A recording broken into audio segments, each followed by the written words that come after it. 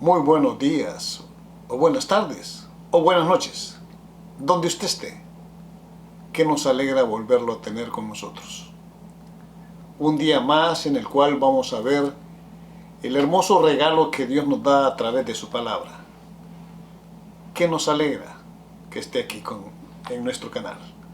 Esta ocasión queremos hablar de un tema que tiene relación con el amor incondicional, con el amor que va más allá de la razón, y es el amor por los hijos. ¿Sabe? Recordando o meditando en el tema que quiero tratar con ustedes en esta ocasión, vino a mi mente una historia que ocurrió algunos años atrás, específicamente en el año de 1984. Posiblemente muchos de los que nos ven en este momento ni siquiera habían nacido. En 1984, un segundo sábado del mes de noviembre, se estaba celebrando en las instalaciones de la Universidad UNADECA en Costa Rica una graduación. Esa graduación tuvo una tónica muy diferente a las otras graduaciones. En vez de ser la algarabía, la emoción de haber coronado los estudios, se sentía un sentimiento de tristeza. ¿Y por qué estaba ocurriendo eso en 1984? Tenemos que remontarnos para entender ese evento, por qué razón se estaba desarrollando de esa forma, a meses antes del mes de noviembre, específicamente en el mes de febrero de ese mismo año. Se estaba celebrando una conferencia en la ciudad de San Miguel, El Salvador. El pastor Hugo Gambetta era el que estaba desarrollando esas campañas en ese lugar. Y al finalizar la conferencia, cuenta el pastor que se acercó una anciana. Por la indumentaria que tenía, se miraba que era una persona muy humilde, de escasos recursos, pero se le notaba en el rostro una felicidad. Y aquella anciana se dirigió al pastor y le dijo: pastor, ¿usted conoce a fulano de tal? Y el pastor le dijo: sí, le dice, él es uno de nuestros estudiantes del área de teología, el cual está por graduarse este año allá en Costa Rica. La anciana se le miró en el rostro la satisfacción, el sentimiento del deber cumplido, y le dijo: yo soy su madre, yo soy la mamá de fulano de tal. Y el pastor le dijo: oh, nos alegra conocerle. Y entonces vino la anciana rápidamente, le dijo: usted me haría un favor. A lo cual el pastor le dijo: dígame, ¿qué puedo servirle? ¿Usted sería tan amable de llevarle a mi hijo esta pequeña encomienda? Y era una caja como un poquito más grande que la de los zapatos, en la cual iban una pasta de dientes, iba un perfume, iba un par de zapatos, una camiseta y ropa interior. Y entonces vino la anciana y le dijo: mi hijo se gradúa este año, pero lamentablemente yo no podré estar allí. Y el pastor le dijo: ¿y por qué? Y le dijo ella: es que yo tengo que trabajar. ¿Ve mis manos?, le dijo. Y le enseñó las manos agrietadas, medias grisáceas las manos, y le dijo: con estas manos yo he mantenido a mis hijos en sus estudios, haciendo tortillas todos los días. Me levanto a las 3 de la mañana todos los días, menos el santo sábado. Y con esto yo he sostenido a mis hijos. Y a mi hijo allá en Costa Rica siempre le mando su ayudita. Y yo sé que no tiene zapatos para la graduación, pero aquí yo se los compré. Y le mando algunas cositas que necesita. Me siento orgullosa porque mi hijo va a ser un guerrero en los ejércitos de Jehová. El pastor se sintió compungido por lo que esta anciana le decía y le dijo: con mucho gusto, yo llevaré esto a su hijo y le diré que tiene una madre que vale oro. A lo cual ella le dijo: pastor, le dice, por los hijos hay que hacer cualquier sacrificio. ¿Y qué tiene que ver este evento con lo que comencé a relatar al comienzo de esta historia? Pues el joven se graduó y a él le tocó dar el servicio de agradecimiento, el discurso de los estudiantes que siempre se dan para lanzar los desafíos, los retos que tienen los mismos ante el nuevo enfoque de vida, ante la proyección que tienen de ahí en adelante como graduados de las diferentes carreras.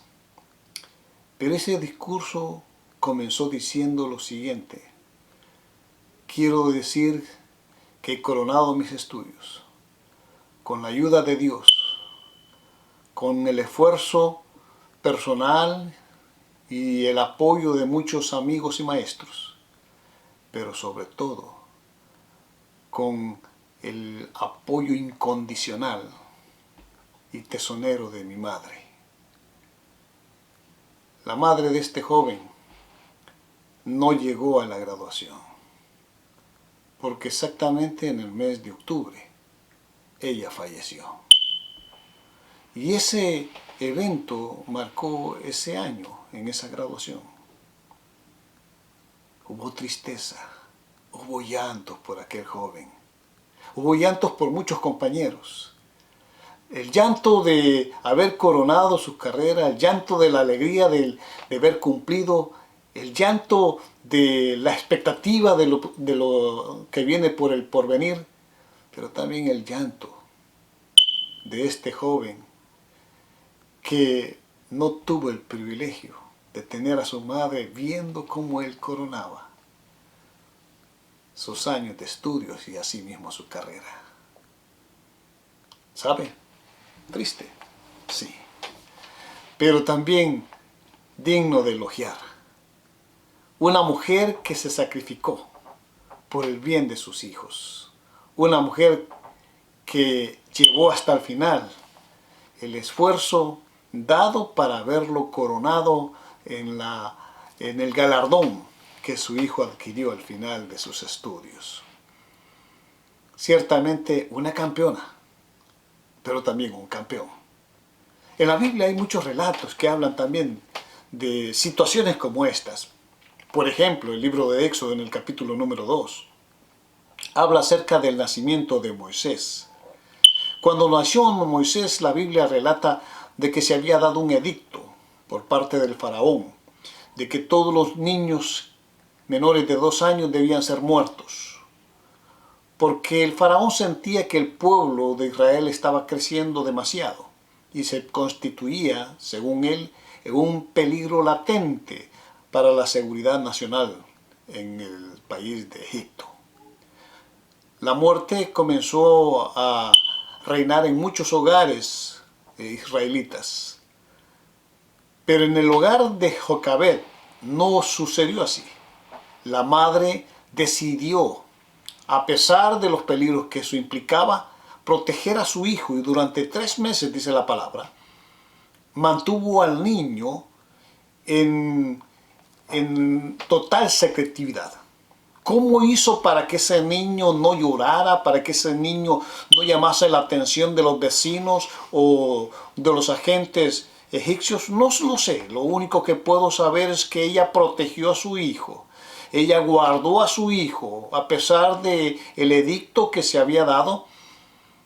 Ella buscó cómo mantener la vida de su pequeño. Pero dice la Biblia que al ver que el tiempo iba transcurriendo y el edicto no cesaba, entonces decidió ponerlo en un pesebre, en un Moisés como se le conoce en algunos países. y ahí lo puso en aquella barquita de junco y lo depositó en las aguas del río Nilo. Si usted tiene el tiempo, puede leerlo esto en el capítulo número 2. Pero lo que quiero resaltar de ese evento es que ella lo depositó. Así como lo había protegido durante 3 meses, que me imagino que fueron para ellos muy largos meses, y confió en la protección que le había dado, así también confió en la protección que Dios iba a brindarle al ponerlo en ese pequeño pesebre en el río Nilo. Me imagino que ella dijo, nosotros lo cuidamos durante 3 meses, Dios nos ayudó a protegerlo y Dios seguirá protegiéndolo aun cuando lo lance al río Nilo. La Biblia describe que fue a parar por providencia divina donde estaba la hija del faraón, la cual se llenó de compasión e interesantemente lo dio nuevamente a su madre, producto de la astucia de su hermana, para recomendarle una nodriza, la cual iba a ser su propia madre. Y según algunos datos arqueológicos, algunos teólogos deducen que fueron durante 3 años que Moisés estuvo en manos de su madre, pero otros hacen declaración que fue hasta los 12 años. ¿Cuánto fue el tiempo? No es ese el tema de esta noche o de este día. Lo que se debe destacar es cuán valioso fue la instrucción que esta mujer le dio a este niño, a tal grado que formó un carácter en él que lo describe el libro de Hebreos. Y me gustaría que usted pudiese abrir su Biblia en el libro de Hebreos y descubramos cuál fue la actitud de Moisés, cómo los primeros años de la educación que tuvo en el regazo de Jocabed influyeron de tal forma que Moisés llegó a pensar como pensó. Leámoslo. En el libro de Hebreos, en el capítulo número 11. Dice la palabra de Dios en el verso número 23 lo siguiente. Por la fe Moisés, cuando nació, fue escondido por sus padres por 3 meses, porque lo vieron niño hermoso y no temieron el decreto del rey. Por la fe Moisés, hecho ya grande, rehusó llamarse hijo de la hija del faraón. ¿Qué implicaba esto? Rehusó llamarse hijo de la hija del faraón. Rehusó llamarse faraón, en otras palabras. Se cree que Moisés estuvo en el periodo del faraón Ramsés III, cuando él tuvo el conflicto para sacar al pueblo de Israel. Pero es interesante que antes de ello, Ramsés II, que era como el padrastro, por decirlo así, de Moisés, en ese periodo de tiempo era él el llamado a ser el sucesor de Ramsés II. Pero dice la Biblia que Moisés rehusó llamarse hijo de Ramsés, hijo de Faraón, o, en su defecto, el Faraón mismo. ¿Y por qué rehusó llamarse? Dice la Biblia, prefiriendo ser maltratado con el pueblo de Dios antes que gozar de los deleites temporales del pecado. Se había formado en él un carácter, se había formado en él un principio, el principio de venerar, respetar y seguir al Dios verdadero. Había dejado atrás a todas las deidades de Egipto, y esto solo pudo ocurrir por una regia, segura, concienzuda e importante educación que recibió en los regazos de su madre. Moisés llegó a ser lo que fue, producto de una madre que se dedicó enteramente a la formación de un guerrero de Jehová. Y sigue diciendo la palabra, teniendo por mayores riquezas el oprobio de Cristo que los tesoros de los egipcios, porque tenía puesta la mirada en la recompensa. Por la fe dejó a Egipto, no temiendo la ira del rey, porque se sostuvo como viendo al invisible. Qué hermosa experiencia. Qué hermoso saber de que los hijos, cuando son educados bajo el temor de Jehová, pueden llegar a ser luminarias, pueden llegar a ser columnas vertebrales en la obra de Dios. Qué hermoso es saber y decir que la misión fue cumplida al ver a Moisés llegar a ser un libertador del pueblo de Israel. Pero eso solo se logra cuando nosotros estamos totalmente imbuidos en darle a nuestros hijos la mejor herencia. Y la mejor herencia no es una casa, un terreno, o una fábrica, o un restaurante. Esa no es la mejor herencia. La mejor herencia es cuando nosotros les ayudamos a entender que el principio de la sabiduría está en el temor de Dios. Eso hace grande a los hombres y mujeres. La Biblia dice: ¿de qué le sirve al hombre si granjeare todos los bienes de esta tierra y al final del camino va a perder su alma? ¿De qué le sirve cosechar logros intelectuales cuando no cosecha una vida eterna? Moisés, si hubiese seguido la línea de vida que se le estaba ofreciendo, y era saber ser el hijo de la hija del faraón y sucesor del reinado de Egipto, hubiese quedado posiblemente en la historia como un faraón más. Y si hubiese sido de repente bueno su reinado, tal vez se hubiese plasmado en la historia bajo el nombre de fulano de tal.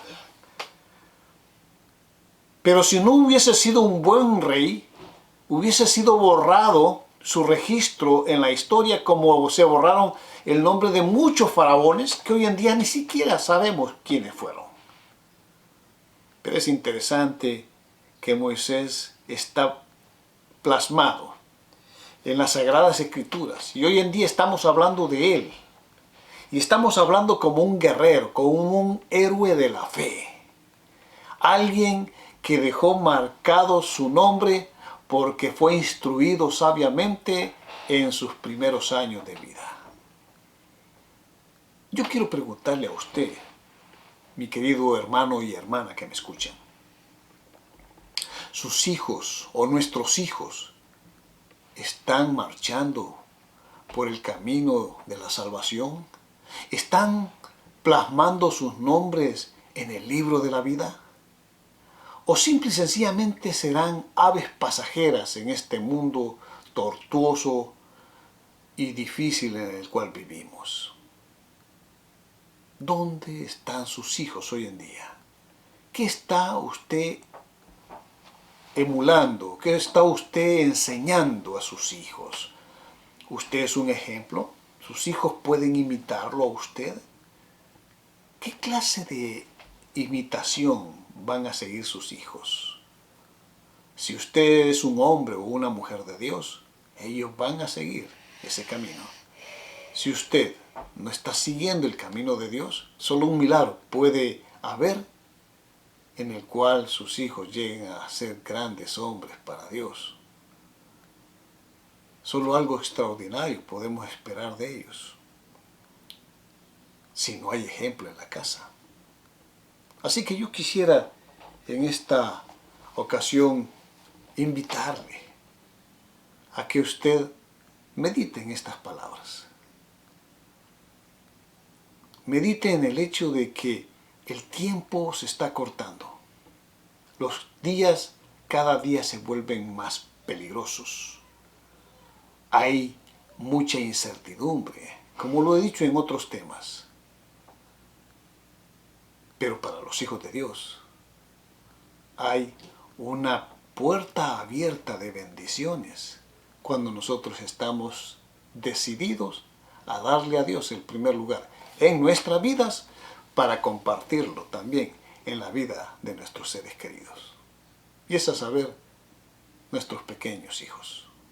No importa si su hijo ya es un adulto, ya tiene su propio hogar, sigue siendo su hijo.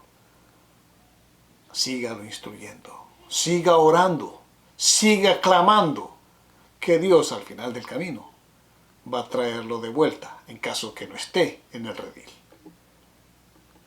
Y si está en el redil, de igual forma, hay que seguir clamando, orando. La lid es dura, no es fácil, pero hay que seguir perseverando, porque la palabra dice que el que persevera hasta el fin, éste alcanzará la victoria. Que el Señor le bendiga y que el Señor pueda resplandecer, hacerse resplandecer su rostro sobre su vida y ponga en su vida paz ahora y siempre. Bendiciones para cada uno de ustedes. Hasta la próxima.